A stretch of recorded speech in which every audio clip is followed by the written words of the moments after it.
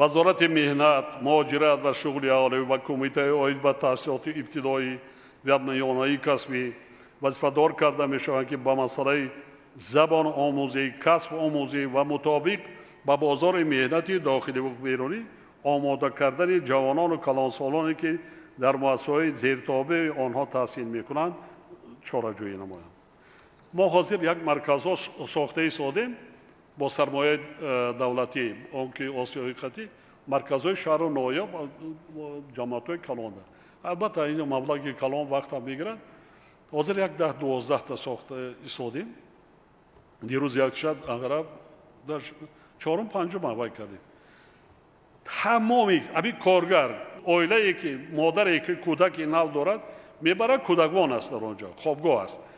یک هفته کودکش نگاه میکنن در همونجا تعلیم آموزگار از وی بین المللی گذشته بعضا خارج پخت و پز یاد میگیرد دوزدگی یاد میگیرد زبان آموزی یاد میگیرد یا یگان اختصاصه تا 4 ماه 1 هفته 4 هفته 1 ماه 3 ماه 4 ماه اختصاصهای بینیاد زیاد در جا هم مانیتور هم وی کردن تعمیر تجدید کندیشنر تلویزیون وسایل تلفن‌های موبیل یعنی تا کسب هنرها را ما مرکزها وی کرده ایستادیم که جوانان ما کلان سالا هم فرقش نیست کلان سال است جوان است دیگر برای این خوابگاه هم برای تا 200 جا کردگی هستیم سابق پرزیدنت اکادمی فنون رهبر این ساختار تعیین کردیم این ساختار دیگر است 67 همین چیزها را ما باید با همین درجه استانداردهای بین المللی رسانده ما در کار که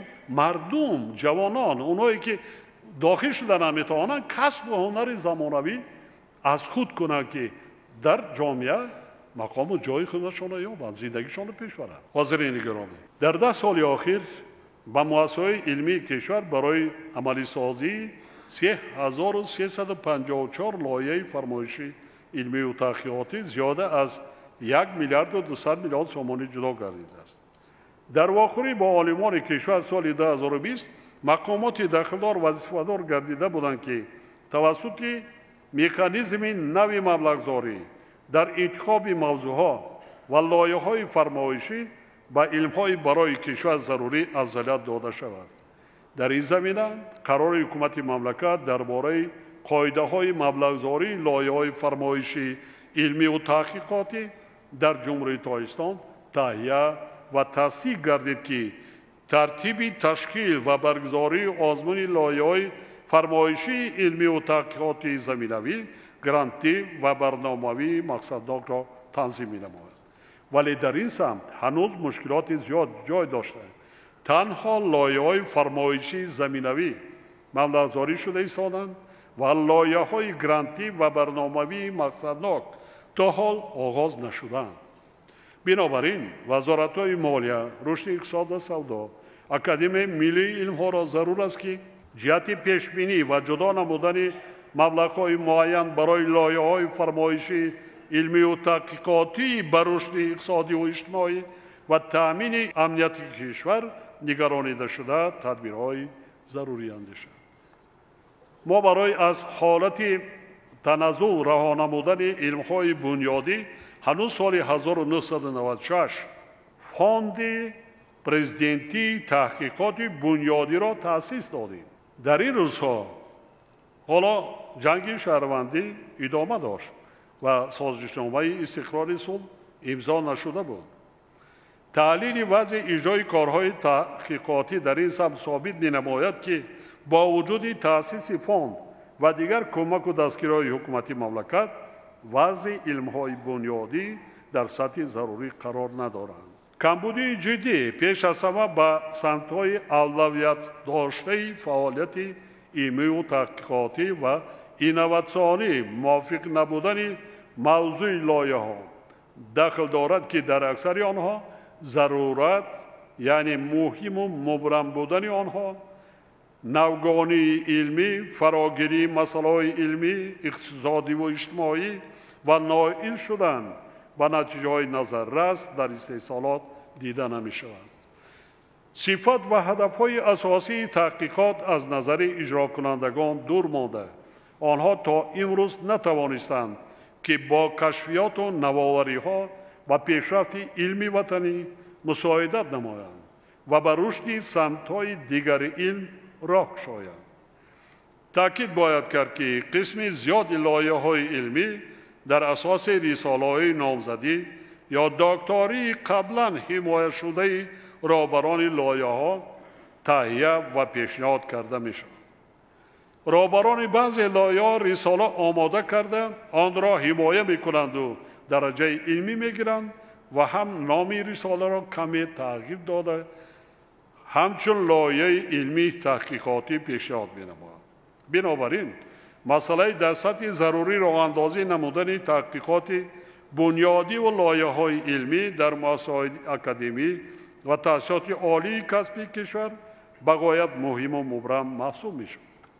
ضرور است که وضع تطبیق لایحه‌های علمی و تحقیقاتی دوره به دوره ارزیابی گردیده نتیجه‌های علمی به دست آمده به طور مشخص به پرزیدنت مملکت پیشنهاد گردد.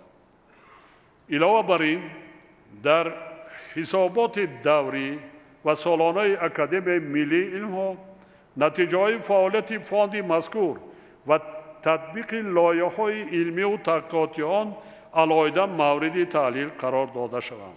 در شرایط کنونی حفظ امنیت آذقواری و قسم ترکیبی امنیت ملی تبدیل یافته برای تأمین آن استفاده راه و وسیله‌های علمی و اینواتسیونی ضرور میباشد. این مسئله یکی از وظیفه‌های اساسی اکادمی علم‌های کشاورزی میباشد. اکادمی علم‌های کشاورزی وظیفه‌دار است که برای نمایش گردیدن و پیشروی در همه بخش‌های کشاورزی و تطبیق یکی از هدف‌های استراتژی کشور حفظ امنیت آذقواری همه جانبه مساعدت نماید. محترم عالمان و دانشمندان، کارمندان ساحه معرفی مملکت، حاضرین ارجمند، وضع کنونی جهان هر یک ما را وادار می‌سازد که در کشورمان صلح و آرامی، ثبات سیاسی و وحدت ملی را باز هم مستحکم گردانیم و منفعت‌های ملی خود را از تأثیر پیامدهای منفی روندهای جهانی معاصر حفظ نماییم.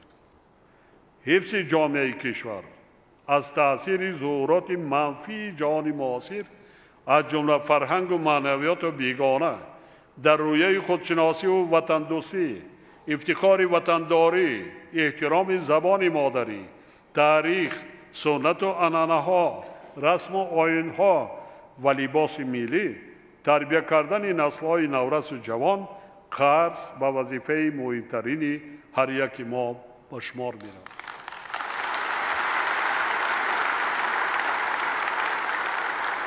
در این روند جلب هرچه بیشتر جوانان به علم آموزی و گسترش تفکر علمی میان آنها، اینچنین فراهم آوردن تمام شرایط ضروری در این سمت وظیفه مقدس زیایان کشور و در نوبت اول کارمندان ساحه علم و معارف میباشد.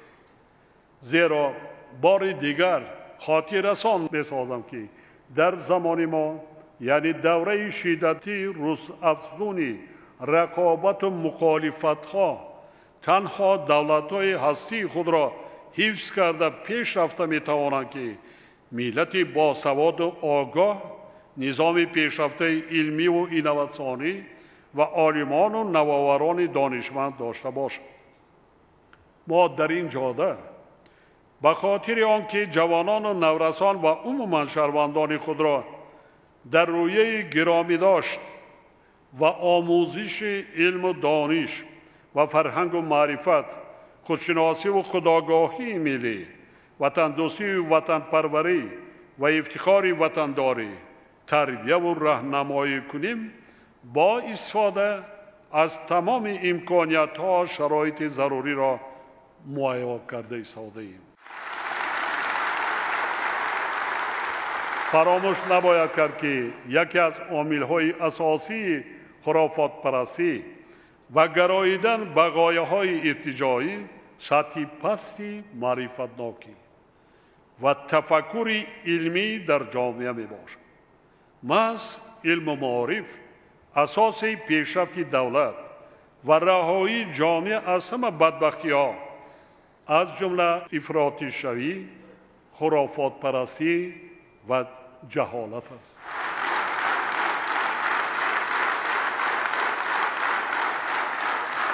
باور دارم که عالمان ما چون همیشه رسالت خود را در نزد ملت و دولت با صداقت بلند وطنداری اجرا نموده، در حفظ دستاوردهای استقلال، مقدسات ملی، تحکیم خاطره تاریخی و فرهنگی ملت تاجیک و معرفی شایسته وطن عزیزمان تاجیکستان سهم ارزشمند خود را می‌گذارند.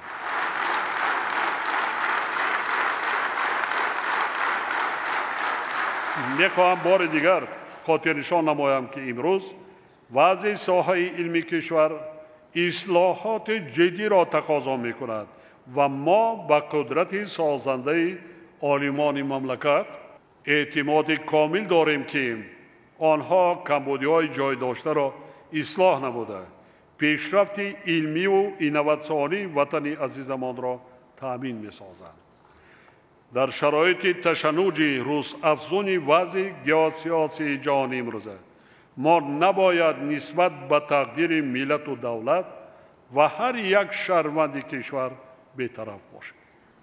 من به مردم شریف تاجیکستان بخصوص جوانان باننگ و ناموس آن تکرارا مراجعت کرده ابراز می‌دارم که ما هرگز نباید با امید دیگران باشیم.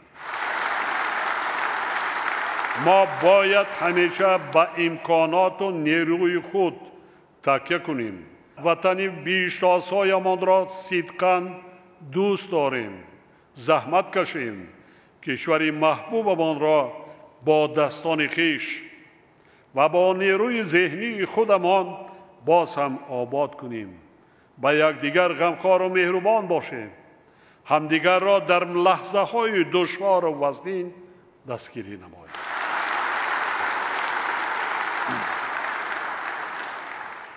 با ملت تاجدارمان، با دولت صاحب استقلالمان همیشه صادق باشیم.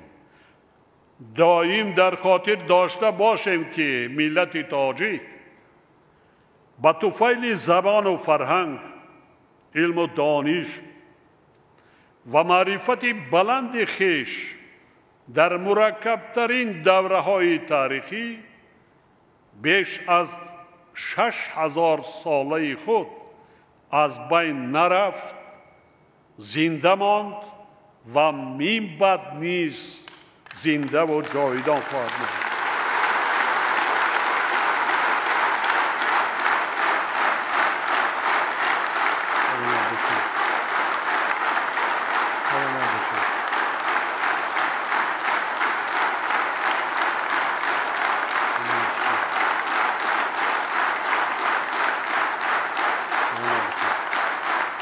ما باید دلپور باشیم که آینده دولت تاجیکان درخشان است. ما استقلال و آزادی را که نعمت بزرگترین و مقدسترین زندگیمان می باشد با یگان چیز و هرگز عوض نمی کنیم.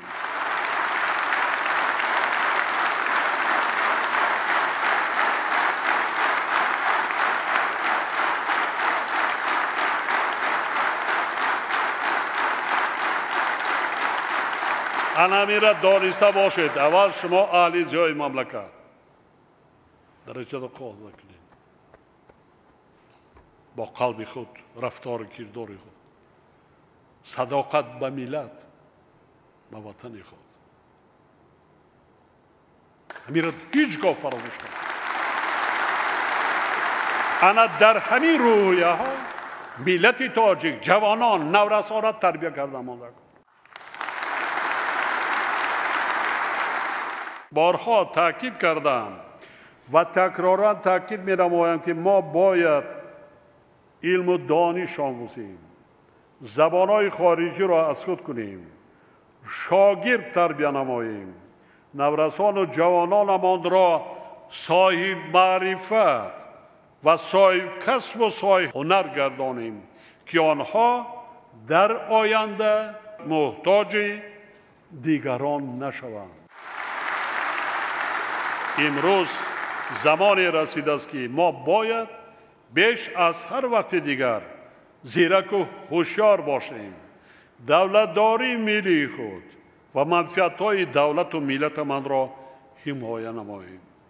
امنیت دولت و جامعه، صلح و ثبات و وحدت ملی را همچون پایه استوار دولت آزاد و صاحب اختیارمان احتیاط و حفظ کنیم.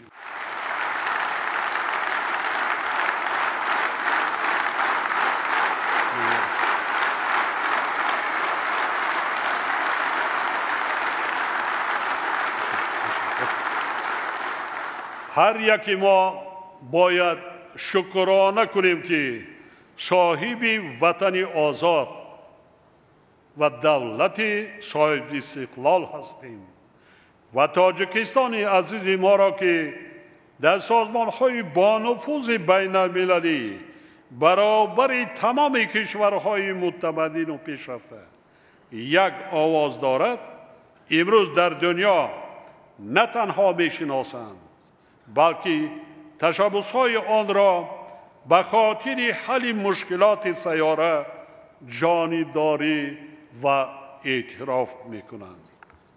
ما باید همیشه سرجم و متحد باشیم و هرگز فراموش نکنیم که کفیل آینده درخشان دولت و ملت ما اتحاد و یگانگی و وحدت ملی ما می باشد. ما سلاح هسته‌ای نداریم ولی اتحاد سرجمی ما سلاح هسته‌ای ما می باشد.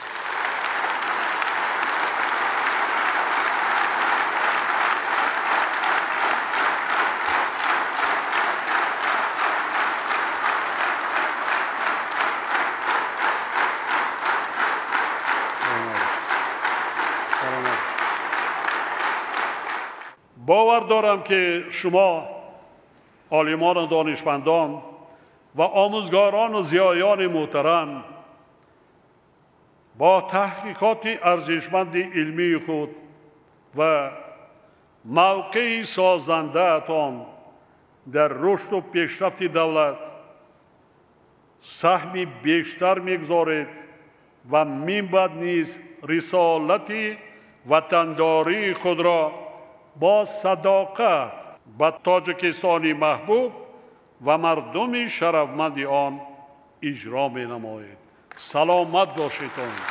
یک جان تشکر.